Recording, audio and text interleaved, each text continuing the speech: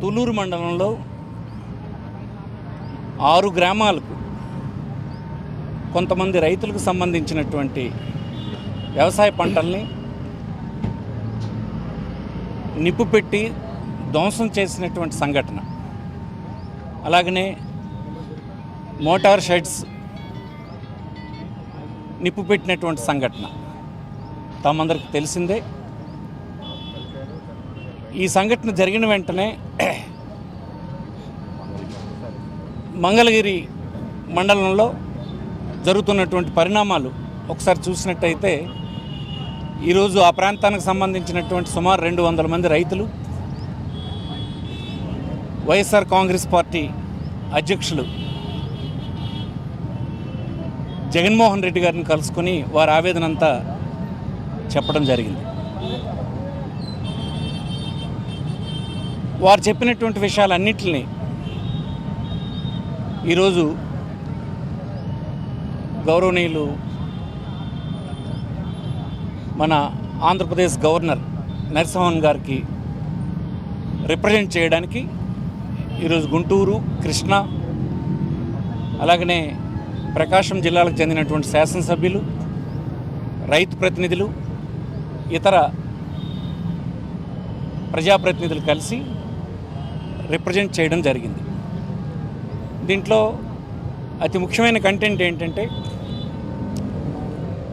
రాష్ట్రంలో ఇట్లాంటి సంఘటన జరిగినప్పుడు కొన్ని గ్రామాల్లో నిప్పు పెట్టారని వెంటనే ఎలక్ట్రానిక్ మీడియాలో, ప్రింట్ మీడియాలో వచ్చినంబడే ఆ రాష్ట్రంలో ఉన్నటువంటి మంత్రి, హోంమంత్రి దాని పూర్వపరాలను తెలుసుకోకుండానే నిప్పవతల పొలాల్లో కాలుతూ ఉంటే వెంటనే ఈ రాష్ట్రానికి చెందినటువంటి హోంమంత్రి ఈ నిప్పుని వైఎస్ఆర్ కాంగ్రెస్ పార్టీ పెట్టిందని చెప్పడం రాష్ట్ర ప్రజానీకులందరూ ముక్కు మీద వేలేసుకున్నారని మీకు మనవి చేస్తున్నాను.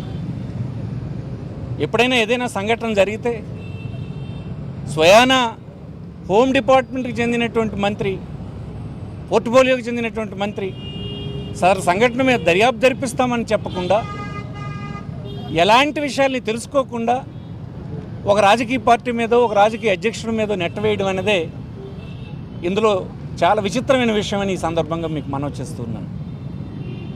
తదుపరి గుంటూరులో ఉండేటువంటి ఇతర మంత్రులు, అగ్రికల్చర్ మినిస్టర్ కానీ, ఇతర వెల్ఫేర్ మినిస్టర్ కానీ, వారి స్టేట్మెంట్లు కూడా ఇది ఒక రాజకీయ పార్టీ మీద నెట్టివేయడానికి వెంటనే ప్రయత్నం చేయడం మీరందరూ చూశారు.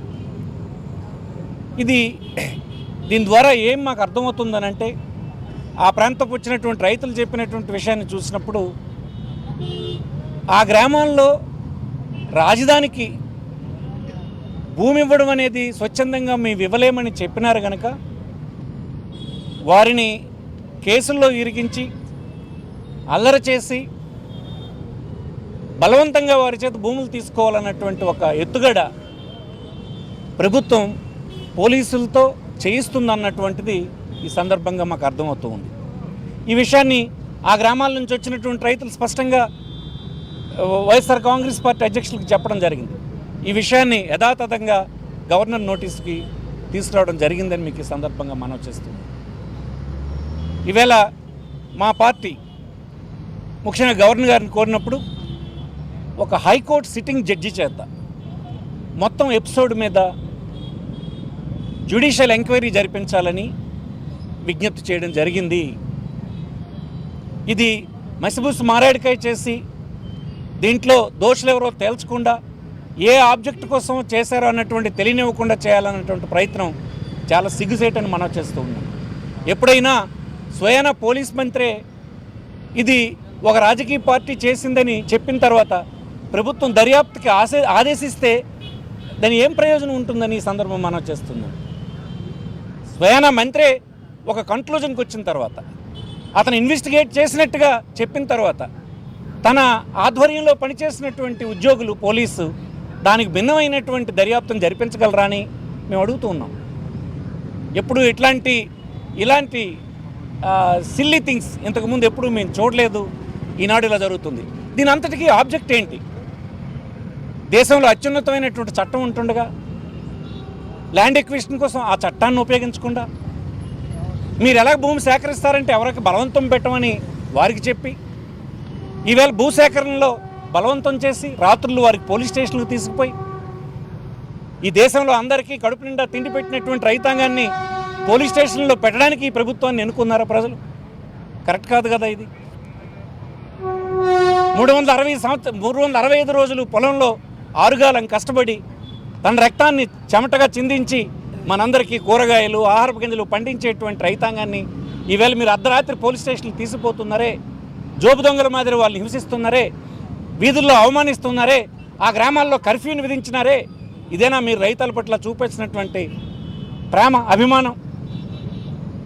ఇది చాలా రైతాంగానికి, ఇది రాష్ట్రంలో ఉన్నటువంటి రైతాంగానికి అందరికీ సిగ్గుచేటైనటువంటి విషయాన్ని ఈ సందర్భంగా మనం చేస్తాం. దేశంలో అనేక సంవత్సరాల తర్వాత వచ్చినటువంటి ఒక ల్యాండ్ ఎక్విజిషన్ చట్టం ఉంటుండగా అనేక అంశాలని లోక్సభ, రాజ్యసభ, సెలెక్ట్ కమిటీ అందరూ పరిశీలించి తెచ్చినటువంటి చట్టం ఉంటుండగా మీరు కేవలం అడ్డగోలుగా ఈ భూమిని సేకరించే ప్రయత్నం ఎందుకు చేస్తున్నట్టు? మా పార్టీ మొదటి నుంచి ఆరోపణ చేస్తుంది, మీకు దీంట్లో ఆర్థిక ప్రయోజనాలు ఉన్నాయని, ప్రైవేట్ కంపెనీలు పొట్టగింపాలన్నటువంటి ప్రయత్నం మీలో ఉందని, ఇది అల్టిమేట్గా ఆ ప్రయోజనం కోసం మీరు దుశ్చర్యలకు పాల్పడుతున్నారని మేము చెప్తున్నటువంటి మాటలు నేడు ఆ ప్రాంతాల నుంచి వచ్చినట్టు చెప్పినటువంటి రైతుల మాటలతో సరిపోతున్నాయని ఈ సందర్భంగా మనం చేస్తున్నాం. మీరేం చెప్పారు శాసనసభలో? ఏ రైతు ఇవ్వకపోతే ఆ రైతును ఎవరిని నిర్బంధం పెట్టమని చెప్పారు. కానీ మీరు నేడేం చేస్తున్నారు? దీనికి ప్రస్తుతం ప్రభుత్వంలో ఉన్నటువంటి పార్టీ ప్రభుత్వం సమాధానం చెప్పాల్సి ఉంటుంది. ఇట్లాంటి అన్ని అంశాల మీద దర్యాప్తు జరిపించి దోషులు ఎవరో తేల్చాలని, దానికి అవసరమైతే సిట్టింగ్ జడ్జి, హైకోర్టుకు సంబంధించినటువంటి సిట్టింగ్ జడ్జి చేత జరిపించమని మరి గవర్నర్ని వైఎస్ఆర్ కాంగ్రెస్ పార్టీ కోరడం జరిగిందని ఈ సందర్భంగా మనం వచ్చేస్తున్నాం. నమస్కారం.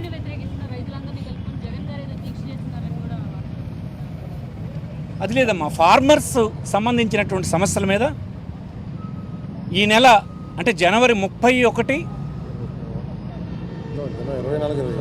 ఫిబ్రవరి 1వ తేదీన తణుకులో 2 రోజుల నిరాహార దీక్ష శిబిరాన్ని నిర్వహించాలని స్వయన వైఎస్ఆర్ కాంగ్రెస్ పార్టీ అధ్యక్షులే ఆ నిరాహార దీక్ష శిబిరంలో 2 రోజులు 48 గంటలైన శిబిరంలో నిరాహార దీక్ష చేస్తారని ఈ సందర్భంగా మనం చేస్తున్నాం. రైతులు ఎదుర్కొంటున్న అన్ని సమస్యల మీద ఈవేళ ధాన్యం కొనేటువంటి దిక్కు లేదు. ఎక్కడైనా ధాన్యం కొనే పరిస్థితి ఉందా? హుద్హుద్ తుఫాను తర్వాత మిగిలినటువంటి ధాన్యం కొనే పరిస్థితి ఎక్కడ లేదు. ఏదైనా ప్రభుత్వం దాని గురించి ఆలోచించిందా? ఎంతసేపు వ్యాపారులు వారి తాలూకు ప్రయోజనాలు తప్ప రైతాంగం పండుగ రోజు అమ్ముకునేదానికి కనీసం ఆ ధాన్యం గింజలు కొనే దిక్కు లేదు. మీరు చూసారా? మీరు పెట్టినటువంటి కొనుగోలు కేంద్రాల్లో ఎక్కడైనా ధాన్యం కొనుగోలు అవుతున్నాయా? మీ దృష్టికి వచ్చిందా? ఇది పూర్తిగా పరిపాలన అంతా గాలి కొదిలేసి వ్యాపార ప్రయోజనాల కోసమే ప్రభుత్వం పనిచేస్తున్నట్టుగా ఉందన్నటువంటిది స్పష్టమవుతుంది. దీని పట్ల ప్రభుత్వం జవాబు చెప్పుకోవాల్సినటువంటి అవసరం ఉంటుందని ఈ సందర్భం మనం చూస్తాం.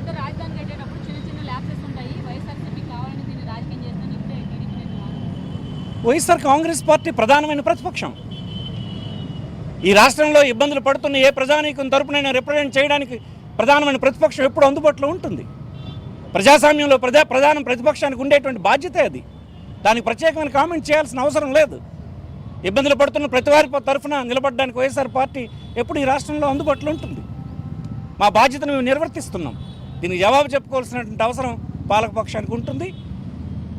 గవర్నర్ గారు దీని మీద సానుకూలంగా స్పందించారు. ఈ విషయాలన్నింటినీ పరిశీలిస్తానని చెప్పారు. ఆ ప్రాంతం నుంచి కొంతమంది రైతాంగం కూడా నేడు గవర్నర్ని కలవడానికి ఇక్కడికి వచ్చారు. కానీ వారికి నేరుగా గవర్నర్ని కలిసే అవకాశం లేదు కనుక వారి అపాయింట్మెంట్లను కూడా గవర్నర్ ఆఫీస్ చూస్తుంది. బహుశా రేపెల్లుండి గవర్నర్ గారు వారికి అపాయింట్మెంట్ ఇస్తే నేరుగా రైతులు కూడా గవర్నర్ని కలవడానికి వేచి ఉన్నారు. అక్కడ వారు ఆ ప్రయత్నం చేస్తూ ఉన్నారు. ధన్యవాదాలు.